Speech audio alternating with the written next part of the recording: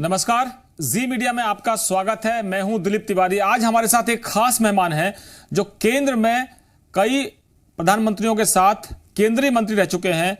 हाल ही में मध्य प्रदेश के मुख्यमंत्री रहे हैं। कुछ दिन पहले उनकी सरकार को बीजेपी ने गिराया है और वो पूर्व मुख्यमंत्री हैं मध्य प्रदेश के। जी हां, मैं बात कर रहा हूं कमलनाथ की। कमलनाथ उन राजनीतिज्ञों में से हैं जिनके तमाम विरोधी दलों में अच्छे दोस्त हैं, लेकिन आजकल वो विपक्ष की भूमिका में है। कमलनाथ जी, बहुत बहुत स्वागत है आपका जी मीडिया में। चलिए, बहुत खुशी है कि आपसे बात करने का आज मौका मिला मुझे। मैं आपसे कह रहा हूं कि आपको मैंडेट मिला था 5 साल का, लेकिन आप 15 महीने के कार्यकाल में सत्ता से बाहर हो गए हैं। तो घर के भेदी ने लंका ढा दी, घर के विभीषण ने, या फिर आप गलत लोगों पर भरोसा कर गए? नहीं, मैंने किसी पर भरोसा नहीं किया। मुझे भरोसा था कि राजनीति में कि इस प्रकार के सौदे की राजनीति नहीं होगी, खरीद खरोद की राजनीति नहीं होगी। पर जो भारतीय जनता पार्टी ने ये सौदा किया, जो उनको प्रलोभन दिए, ये उसका कारण है। मैंने हर प्रकार की राजनीति का सामना किया हुआ है और मुझे उसका अनुभव है। पर इस प्रकार की गैर नैतिक राजनीति, इस प्रकार की जो सौदे की राजनीति हुए, खरीदने की राजनीति हुए, ये प्रजातंत्र के बारे में क्या कहता है, तो इसका मुझे ज्यादा अनुभव नहीं था। क्योंकि मैंने कभी ये इस प्रकार की राजनीति अपने देश में नहीं थी कि 22 के 22 विधायक सौदा कर लें और एक राजनीतिक दल भारतीय जनता पार्टी उससे सौदा करे कि हम सौदा करके गवर्नमेंट को गिराते हैं। तो ये राजनीति, ये पहली दफा मैं सोचता हूं देश में इसकी शुरुआत हुई है। लेकिन कमलनाथ जी, जिनको बीजेपी कहती थी माफ करो महाराज, हमारे नेता शिवराज, अब वही महाराज जो है शिवराज को सरताज मान रहे हैं। वही बीजेपी महाराज को सरताज कह रही है, नमस्कार कर रही, चमत्कार कर रही है, राज्यसभा की सीट दे रही है। तो गलती तो कह रहे बीजेपी वाले कि साहब हमने कुछ नहीं किया, ये गड़बड़ी तो उनके यहां की है। और उन्होंने तो कहा कि विभीषण ने मदद की है लंका को जलाने में, तो स्वागत भी ऐसा हुआ कि विभीषण की उपाधि मिल गई उनको। अब आगे देखते जाइए कितना स्वागत होगा। अगर ये राज्यसभा की सीट, पद और सब बाकी चीजें सौदा नहीं है तो क्या है? क्या सिद्धांत है? आपने सुना होगा भारतीय जनता पार्टी क्या कहती थी सिंधिया के बारे में। 2 महीने तक, 3 महीने तक क्या कहते थे सिंधिया जी? क्या कहते थे इनके बारे में, इनके नेताओं के बारे में, मोदी जी के बारे में, शिवराज के बारे में? और वो क्या कहते थे ज्योतिरादित्य सिंधिया के बारे में? और अचानक ये सब बदल गया। तो क्या ये समझाने की बात है? ये स्वाभाविक नहीं है कि ये तो एक बहुत बड़ा सौदा हुआ है। और आप ही कह रहे हैं मंत्री बनाएंगे, राज्यसभा देंगे। अगर ये बनाएंगे तो यही तो सौदा है। ये तो एक हिस्सा है सौदा की, बाकी क्या सौदा है आप लोग सब समझ जाइए। लेकिन कह रहे हैं कि आजकल कुछ लोग आपके संपर्क में हैं कि पूर्व जो मंत्री रहे हैं बीजेपी सरकार में, उनको उम्मीदें हैं कि उनको मंत्री बनाया जाएगा, लेकिन कुछ सीटें तो सिंधिया जी के समर्थक ले जाएंगे। अब वो आपके संपर्क में है, तो क्या ये संपर्कों का जो खेल है, ये 24 विधानसभा सीटों के जब उपचुनाव होंगे तो उसके बाद कुछ बदलते समीकरण लग रहे हैं? आपको लगता है कि आपको मैंडेट जो मिलेगा वो इसलिए मिलेगा कि ये लोग जो है जनता से धोखा करके आए हैं, और आपको समर्थन इसलिए लोग देंगे कि आपकी सरकार को जिस तरह से हटाया गया वो आपके आरोप जनता स्वीकार कर लेगी? ऐसा लगता है आपको? 24 उपचुनावों में से 22 तो ऐसे हैं जिन्होंने इस्तीफा दिया, जिन्होंने पार्टी छोड़ी। 22 तो ऐसे हैं। 2 नॉर्मल उपचुनाव हैं जहां उस विधायक नहीं रहे। तो ये 22 सीटों में आज ये बात समझने की है और देश में सबको समझने की है कि राजनीति में बहुत परिवर्तन हुआ है। सब लोग समझते हैं कि क्या हुआ है। आज साधारण आदमी, एक गरीब आदमी भी समझता है कि देश में क्या हो रहा है, प्रदेश में क्या हो रहा है। उसे ज्यादा समझाने की जरूरत नहीं। वो भी आज इंटरनेट से कनेक्टेड है, आज अखबार पढ़ता है, आपका टेलीविजन देखता है, उसको समझ आती है बात।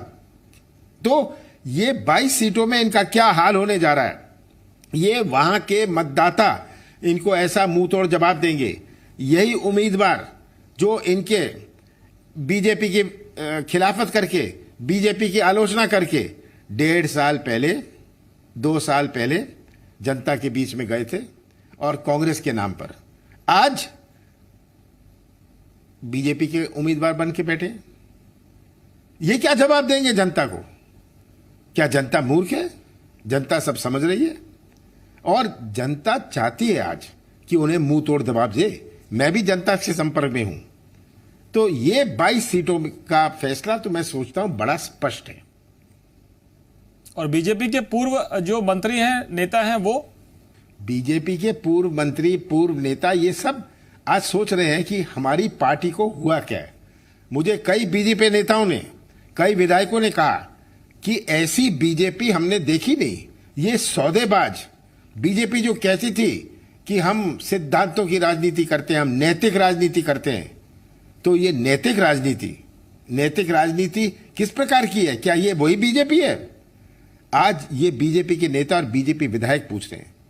और अगर सौदा नहीं हुआ होता, सौदे में तो कई चीजें थी, जो इस्तीफा देंगे उनको फिर से टिकट मिलेगा। तो अगर ये सौदा नहीं है तो क्या है? तो इसीलिए ये सब आज बीजेपी वाले समझ रहे हैं, बीजेपी के नेता, बीजेपी के विधायक समझ रहे हैं। और देखिए आगे आने वाले समय में क्या होता है। जिन्होंने बीजेपी के साथ जुड़े थे सिद्धांतों के कारण, नैतिकता के कारण, आज ये नैतिकता और सिद्धांत सब बिक गए हैं। कमलनाथ जी, जब मैंडेट आया था तो हम लोगों ने कवर किया था, देश की जनता ने देखा था, प्रदेश की जनता ने आपको एक बहुमत दिया था और पार्टी अध्यक्ष थे राहुल गांधी, कांग्रेस अध्यक्ष के तौर पर आज सोनिया गांधी हैं। तो उन्होंने सबने मिलकर कहा कि हम अनुभव पर दांव लगाएंगे। और थोड़ा जो युवा नेता हैं सिंधिया, उनके पिताजी से भी आपके संपर्क रहे हैं, मजबूत संबंध रहे हैं, आप दोनों मध्य प्रदेश की राजनीति के एक पिलर माने जाते हैं। तो ऐसे समय में आपको नहीं लगा कि माधवराव सिंधिया का बेटा आज कांग्रेस पार्टी से बाहर जाकर उन लोगों से हाथ मिला रहा है जिनके खिलाफ आप लगातार लड़ते रहे हैं? छिंदवाड़ा का चुनाव हो, मध्य प्रदेश में उनको 15 साल बाद सत्ता से बाहर उखाड़ फेंकने का सवाल हो, जब आप लड़ रहे थे तो आपके साथ 2 सिपहसालार हमने देखे, एक थे सिंधिया और एक थे पूर्व मुख्यमंत्री दिग्विजय सिंह, जिन पर यह आरोप लगता था कि वो किसी को सत्ता में नहीं चाहते कि आए और उन्हीं की वजह से ये सरकार चली गई। लोग ये भी कह रहे हैं। लेकिन मैं आपसे पूछता हूं कि आपके घर में ऐसा क्या फूट पड़ गई कि आपको ये कहना पड़ा कि भाई सड़कों में उतरना तो उतर जाए? वो अपनी सरकार को कटघरे में खड़ा कर रहे थे, अब नहीं कर पाएंगे लगता है। देखिए, जब उन्होंने कहा कि मैं उतर जाऊंगा, मैं क्या कहता?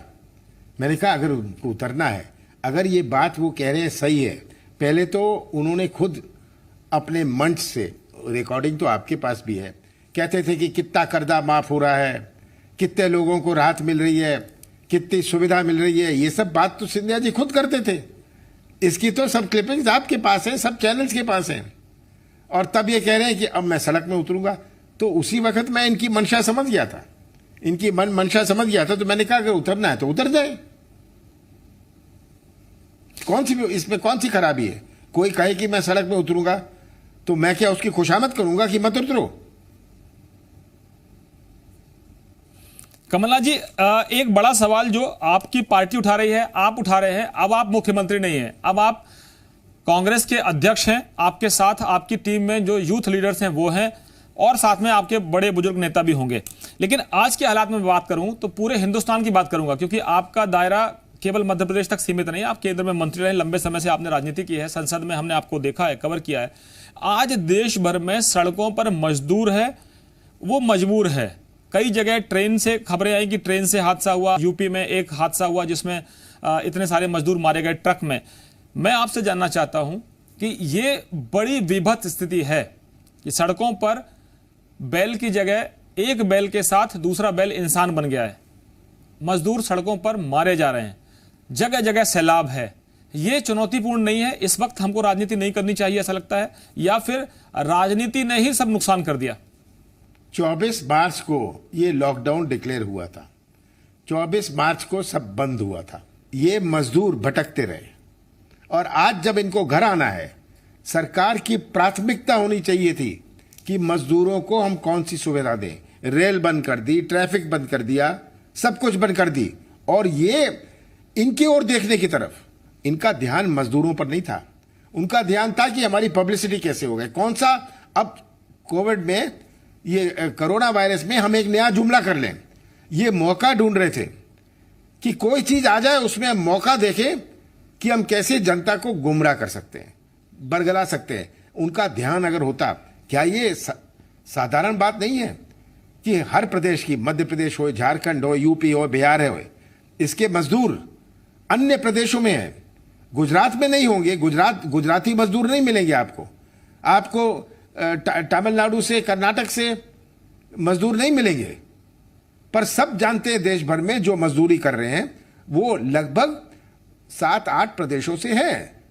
7-8 प्रदेशों के लिए, केवल 7-8 प्रदेशों के मजदूरों को वापस लाने के लिए क्या केंद्र सरकार और राज्य सरकार कोई राहत, उन्हें सुविधा नहीं दे सकती थी? कमलनाथ जी, आपसे मैं जानना चाहता हूं कि सड़कों पर हमने मजदूरों का सैलाब देखा है, पूरे हिंदुस्तान में जगह जगह से लोग दिख रहे हैं, लेकिन राजनीतिक दल एक सहमति क्यों नहीं बना पा रहे? चाहे ऑल पार्टी मीटिंग ना हो, लेकिन सहमति क्यों नहीं है कि एक सुर में बोलें कि साहब मजदूरों का सवाल है, आप युद्ध स्तर पर इनको रेस्क्यू कीजिए और उनके घर पहुंचा दीजिए? ये इसमें किसी की असहमति नहीं है, ये तो स्वाभाविक है। हर दल चाह रहा है, प्राथमिकता देते, हर राज्य सरकार को कहते कि इनको आप वापस लाइए, इनको आप अपने बॉर्डर तक भेजिए, दूसरे बॉर्डर में दूसरे राज्य सरकार से कहते। कर्नाटक के कितने सारे मजदूर, कर्नाटक में बीजेपी की सरकार है, केंद्र सरकार अगर चाहता तो इनको वापस ला सकते थे। 24 मार्च के बाद ये प्रबंध करना चाहिए था। इसमें कोई सहमति की बात है, इसमें कोई राय की बात है? ये दुख दर्द, उनकी पीड़ा देख के क्या कोई राजनीतिक दल कहता है इससे असहमत नहीं है? सब सहमत हैं।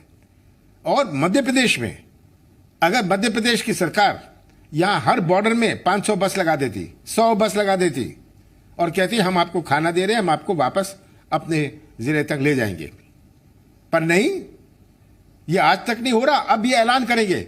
अगर ये बस लगी है तो ये मजदूर पैदल क्यों चल रहे हैं? ये मजदूर इस दुख और पीड़ा और दर्द में क्यों हैं? ये मेरा प्रश्न है।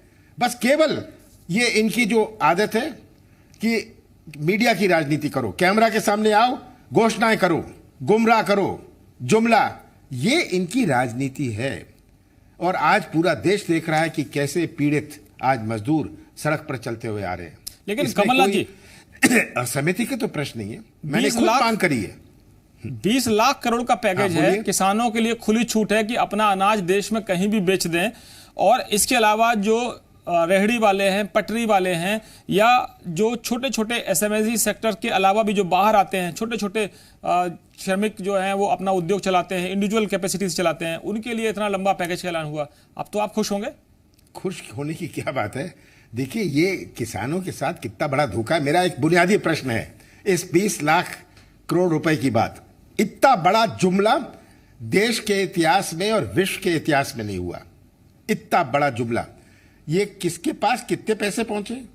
हम आपको कर्जा बढ़ा देंगे, आपका कर्जा का टाइम बढ़ा देंगे, आज जो आपका पैसा ड्यू है गवर्नमेंट से हम आपको दे देंगे, आज जो आपका रिफंड टैक्स का पैसा है आप कह रहे हैं हम आप दे देंगे।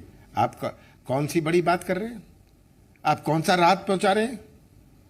तो ये इतना बड़ा जुमला अब ये किसानों को कह रहे हैं, किसानों को कह रहे हैं कि अब आप सही बेच सकते हैं। किसान तो व्यापारी से मजबूर होकर बेचता था मंडी में, क्योंकि व्यवस्था नहीं थी, मंडी में ये प्रोक्योरमेंट नहीं करते थे, मंडी में ये खरीदी नहीं करते थे।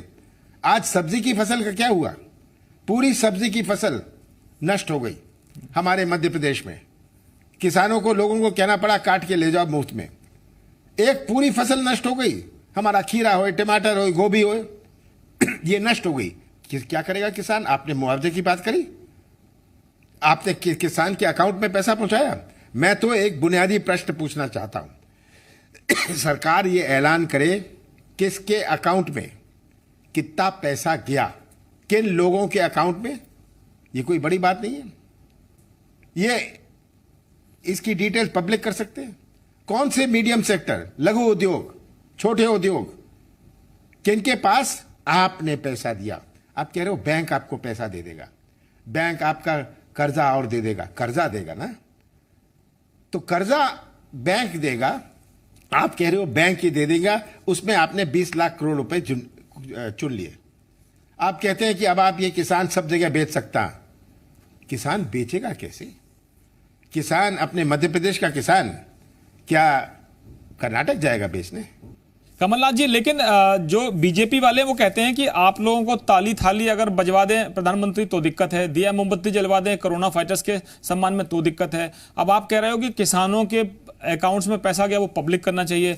फिर आपकी पार्टी की तरफ से ये मांग की जाती है कि जो पीएम केयर्स फंड बना है कोरोना से लड़ने के लिए उसको पब्लिक डोमेन में लेकर आइए। आपके कई राज्यों के जो सहयोगी मुख्यमंत्री खासतौर पर कांग्रेस के, उन्होंने कहा कि साहब जो हमारे पास जो फंड आया वो हम पब्लिक डोमेन में डाल देते हैं।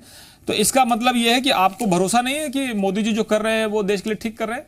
देखिए, ताली और थाली से क्या ये देश चल सकता है? देश को गुमराह कर सकते हैं, मूर्ख बना सकते हैं, बरगला सकते हैं कुछ समय तक, पर ताली बजवा रहे हैं, हाथ में कोई पैसा नहीं, कैसे ताली बजेगी?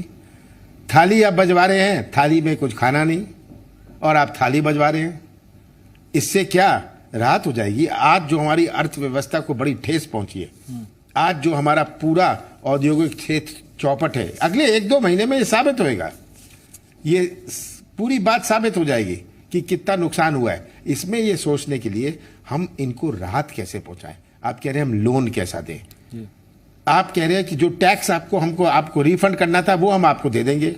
आज हमारा पब्लिक सेक्टर जो है, हमारा पब्लिक सेक्टर को जो पैसे दे रहे हैं हमारे, उनका ड्यू है, वो कहते हैं वो मिल जाएंगे, वो तो वैसे ही उनका ड्यू है।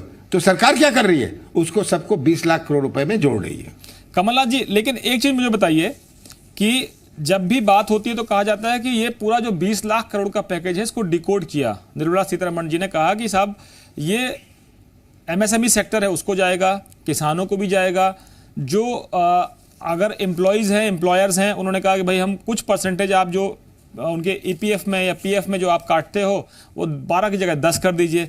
तो सबको थोड़ी थोड़ी राहत देने की कोशिश कर रहे हैं। आप उद्योग मंत्री देश के रह चुके हैं, आपके पास सरफेस ट्रांसपोर्ट मिनिस्ट्री रही है, आपके पास बहुत से ऐसे मंत्रालय हैं जहां पर आंकड़ों के खेल में आप समझते होंगे। आप दावोस जाते हैं, वर्ल्ड इकोनॉमिक फोरम की मीटिंग में पार्ट लेते हैं। कई बार लोग पूछते हैं कि 20 लाख करोड़ में कितने जीरो होते हैं, इसी में उलझ जाते हैं। कांग्रेस और बीजेपी के प्रवक्ता इसी में लड़ते रहते हैं। मैं 20 लाख करोड़ में कितने शून्य होते हैं इसमें नहीं जाऊंगा। मेरे खाते में क्या आया, मेरे अकाउंट में क्या है, मुझे कितना टैक्स बचता है, मुझे कितनी राहत मिली है, ये मेरी चिंता होती है एक आम व्यक्ति के तौर पर, एक समाज के वोटर के तौर पर या नागरिक के तौर पर। तो किसान पूछता है कि साहब मुझे क्या मिला, जो प्रोफेशनल्स हैं जो काम कर रहे हैं जिनकी सैलरी आती है वो पूछते हैं मुझे टैक्स में कितना रिबेट मिला, मेरे को इनकम टैक्स से रिबेट के साथ साथ मकान की जो किस्त देनी है वो 3 किस्तें डिफर कर दीजिए और उसका टेन्योर बढ़ा दीजिए और उसके बाद उस पर इंटरेस्ट और पेनल्टी लगा दीजिए। तो जहां 50,000 देने थे वहां 1.5 लाख देने पड़ेंगे। तो हम जो आंकड़ा लगाते हैं तो विरोधी पूछते हैं कि साहब आपने दिया क्या है, किसके हाथ क्या आया। तो आप तो आंकड़ों के खेल में माहिर माने जाते हैं, आप फाइनेंस को भी समझते हैं, इकोनॉमिक्स को भी समझते हैं। ये 20 लाख करोड़ आपको समझ में नहीं आया क्या? ये 20 लाख करोड़ तो किसी को समझ नहीं आया। अंत में प्रश्न ये है, कितनी तनख्वाह जिनको नहीं मिली आपने दे दी, 20 लाख करोड़ में से कितना पैसा किसानों के अकाउंट में गया? मैं तो पूछता हूं कि आपके चैनल को कितना पैसा मिला? जो लोग को पूरी तनख्वाह नहीं मिल पाई, जो लोग आपके चैनल से संबंधित थे, आप एक मोटर में आते थे, आप गाड़ी किराए पर लेते थे, जिसकी गाड़ी किराए पर लेते थे वो घर बैठ गया, उसकी आमदनी तो गई, उसको जो इंस्टॉलमेंट भी देना है अपनी गाड़ी का वो देगा कैसे? क्या सरकार ने कहा कि वो हम इंस्टॉलमेंट देंगे? कहते हैं हम आपको कर्जा दे देंगे, आपको लोन दे देंगे। देखिए, ये जुमला की राजनीति हो गई बहुत। मैं तो कहता हूं मोदी जी, आप जो 6 साल पहले आपने कहा था 15 लाख रुपए देंगे, वो 15 लाख आप दे दीजिए, ये 20 लाख करोड़ रुपए छोड़िए। कहा था, टीवी में कहा था, बड़ा बयान थे कि 15 लाख रुपए मिलेंगे हर अकाउंट में। मैं कहता हूं मोदी जी वो सब छोड़िए, ये 15 लाख रुपए आप पहुंचा दीजिए, 20 लाख करोड़ की बात बाद में करिएगा। अच्छा कमलनाथ जी, मैं मध्य प्रदेश की राजनीति की बात कर लेता हूं। आपने सत्ता में आने के बाद भाजपा सरकार के ई टेंडर घोटाले, व्यापम घोटाला, वृक्षारोपण घोटाला, तमाम घोटालों के लिए कमेटी बनाई थी और आपने माफिया के खिलाफ युद्ध चलाया था, शुद्ध के लिए युद्ध किया था, लेकिन सरकार 15 महीने में गिर गई। अब गिरने के बहुत रीजन है, आपने बता दिए। अब शिवराज सरकार कह रही है कि आपके कार्यकाल में जो 6 महीने में जो व्यवस्था बनी है, तबादला उद्योग का आरोप लगाया। एक मंत्री ने कहा कि साहब आपकी सरकार जैकलिन के जैक पर टिकी थी, आपने 700 करोड़ रुपए आईफा के लिए कर दिए जबकि कोरोना से निपटना था। तो इन सब आरोपों पर आप क्या कहेंगे? देखिए, ये जनता को गुमराह करने की बात है।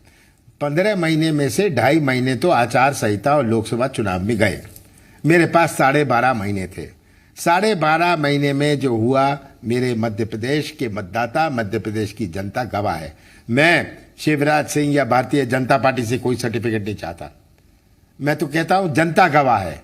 और ये कहेंगे कि हम इनके घोटालों में 12 महीने में मुझे प्रदेश चलाना था। मैं केवल इनके घोटालों के पीछे नहीं पड़ सकता था। मैंने जांच शुरू करी थी इनकी ई टेंडर की जांच। इतने सारे घोटाले, मुझे तो समझ नहीं आता था मैं कहां से शुरू करूं, पर हमने शुरू करी थी। 12 महीने में ये जांच समाप्त नहीं हो पाई। अगर और समय होता, साल भर और होता, तो ये सब बातें जनता के सामने आ जाती। और आज ये जितना आरोप लगाना चाहते हैं ये लगाएं। मैं कहता हूं, मैं स्वागत करता हूं। हमारी सरकार भी बड़ी खुली सरकार थी। 12 महीने में अगर ये कोई आरोप लगाना चाहते, स्वागत है इनका। लेकिन कोरोना से निपटने में आप नाकाम रही, ये उनका आरोप है।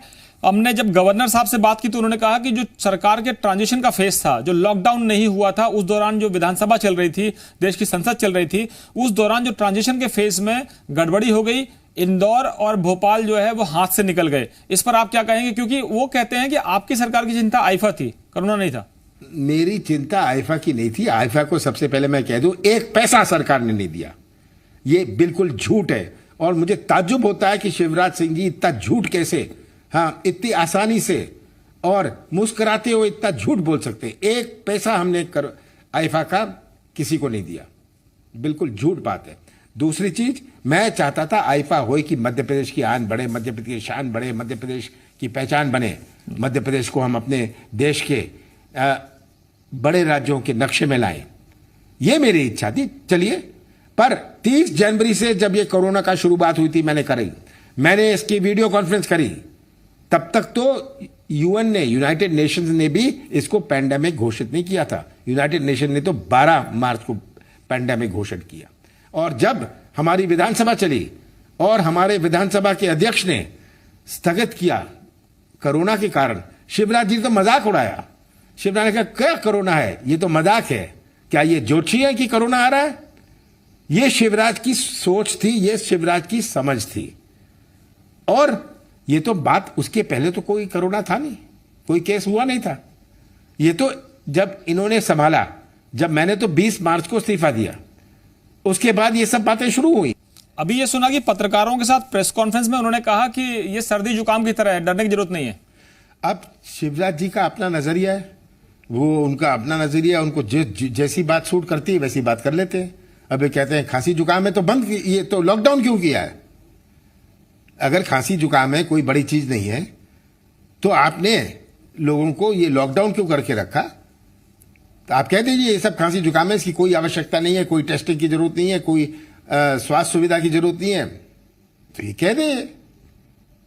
बहुत बहुत धन्यवाद आपका। और ये आपने सुना मध्य प्रदेश के पूर्व मुख्यमंत्री कमलनाथ जी को, जो कह रहे हैं कि इस समय मध्य प्रदेश की जनता के सामने बड़ी चुनौतियां हैं, बड़ा संकट है। किसान हो या श्रमिक हो, सबके सामने एक चुनौतियां हैं। और आने वाले दिनों में जो उपचुनाव होंगे, जनता इसका जवाब देगी, मौजूदा सरकार को सबक सिखाएगी। तो फिलहाल इस बुलेटिन में इतना ही। खबरों के लिए बने रहिए हमारे साथ। नमस्कार।